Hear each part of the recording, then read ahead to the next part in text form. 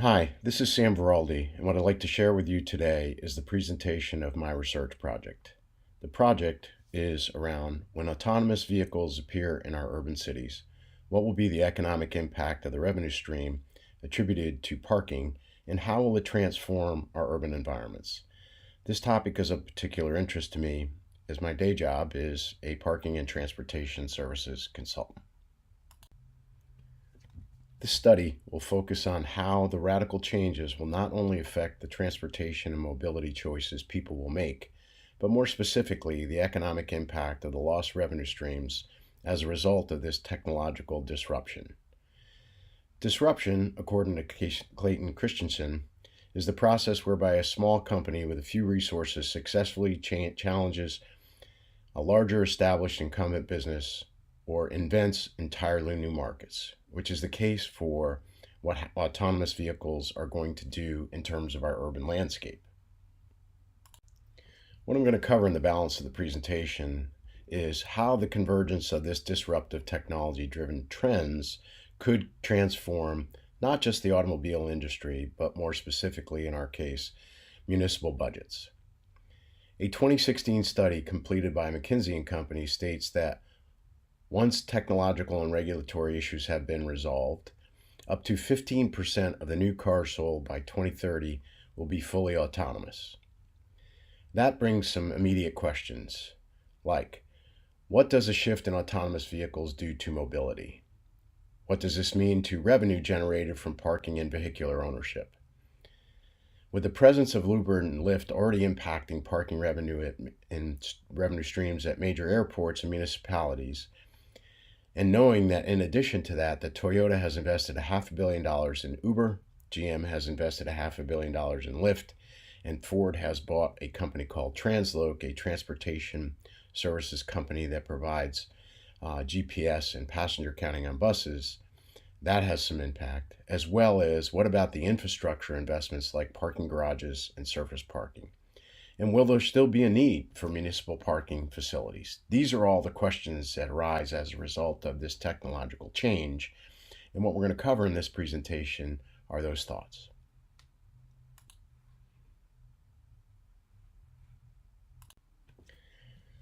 Does this change the mobility and access to municipal environments? In other words, does this technological change the mobility and access to municipal environments? I believe it does. As a result of this shift, diverse mobility solutions, up to 1 out of 10 new cars sold by 2030, may likely be a shared vehicle. Private use vehicle sales will be considerably reduced. This would mean that more than 30% of the miles driven in new cars sold could be from shared mobility cars. On this trajectory, 1 out of 3 new cars sold could potentially be a shared vehicle as soon as 2050.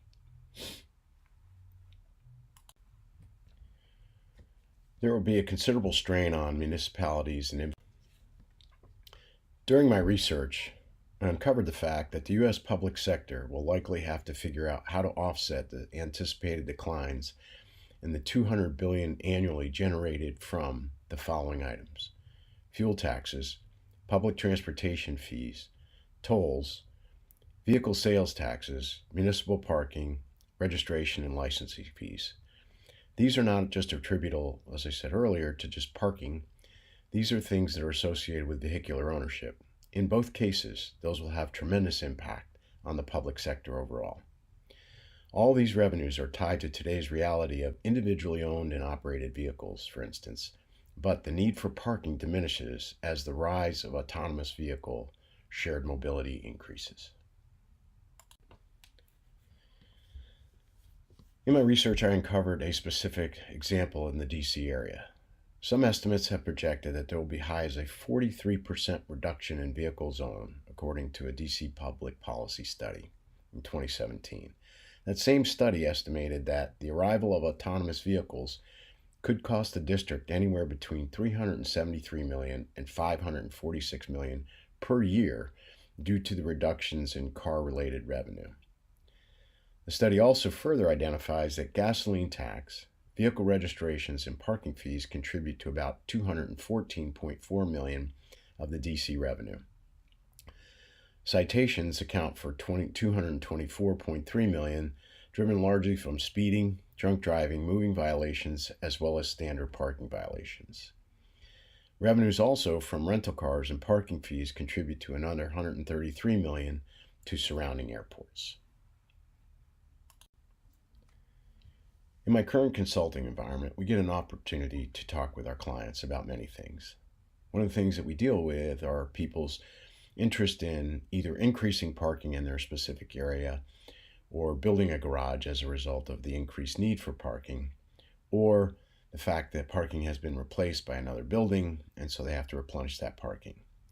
Many of the current consulting engagements that I deal with are involved in the construction of that new parking garage for about 2,000 spaces to accommodate the increased parking demand and or the parking availability due to the construction replacement of the existing. The cost to build an average parking garage today is usually about $25 million. And we caution our clients as we talk about those opportunities from a capital planning standpoint that there's a potential increase for about 25 to 30% in about 10 to 15 years, maybe less. What this means to them is this become very troubling when you consider the fact that most of these assets, parking garages, are financed with bonds, and the revenue stream to support the debt service comes from specifically parking revenue. It's already difficult enough to cover parking fees to cover the debt service and associated with building a parking garage without this replenished parking resource or this availability of funds to cover parking.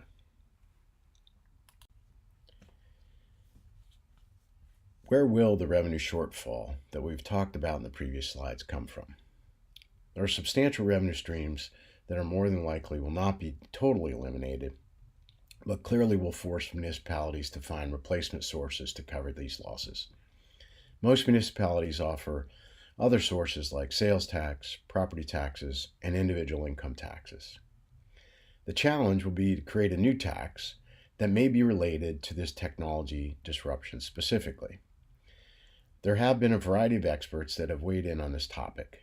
However, there's no consensus at this time what might be a suitable replacement source of revenue for this event. Some likely sources to replace this revenue stream to municipalities would include taxes and policy changes.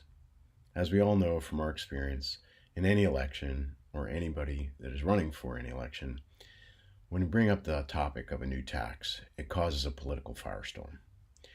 A reasonable consideration given this new environment might be considering a vehicular mileage tax. In order to invoke that, there would be a couple of requirements. One would be policy changes and incentives that would have to be invoked as well. In this area, zero emission vehicles, so that while the increase in mileage used by autonomous vehicles will actually increase, there will have to be a shift to more electric vehicles and hereby incentives given to people for the purchase of those incentives. Important to help us in our terms of our greenhouse gas emissions and reducing the carbon footprint. In addition, there will be things like ride pooling. We may consider that we know things about carpooling today, but ride pooling is essentially getting in an Uber or Lyft, if you will, with multiple people. Also, supplementing the existing gas tax would have to be taken into consideration. In order to accomplish that, there will be things like distance-based user fees, congestion pricing, access to high-demand curbs for delivery, pickup, and drop-off charges. Also, there would have to be limits on zero-occupancy vehicles. What that means to us is that we don't want to encourage people to have a lot of cars that are running around and increasing our mileage and congesting our cities that don't have occupants.